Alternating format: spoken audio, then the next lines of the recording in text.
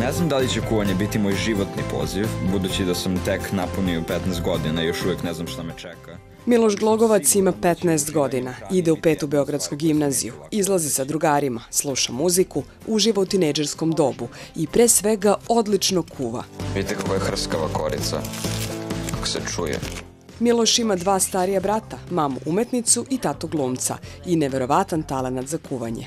Krenulo je od toga što je moj brat pravio neki recept, banana bread, to je bio prvi recept koji sam ikad napravio. On je to prvi pravio i ja sam hteo da pomognem, da radim neke zanimljive delove, recimo da mutim jaja, ne znam, tako neke zanimljive stvari, ne teške.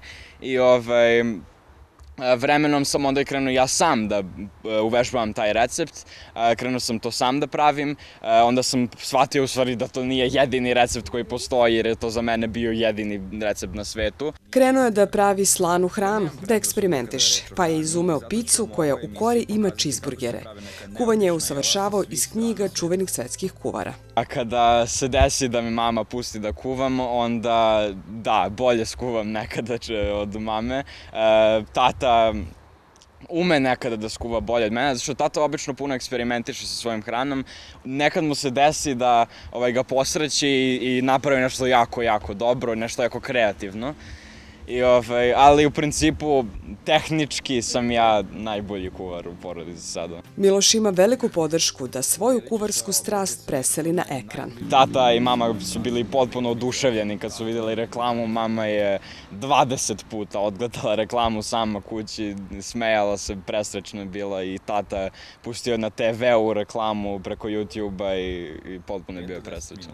Drugari u školi su prvo naravno imali tu narav da krenu me zezaju, ali čak i najbolja drugarica je, kada je videla reklamu, stvari je bila oduševljena i rekla je da je ovo stvarno dobro. Papa, 2:13:1. Danas ću da vam pripremim.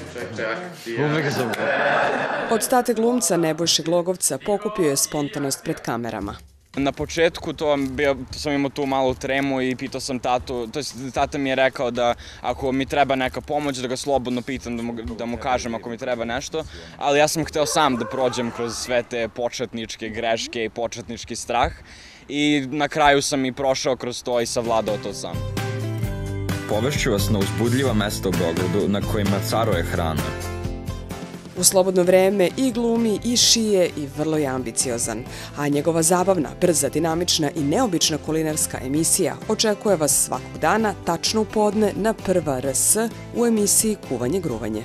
Dobrodošli u Kuvanje gruvanje.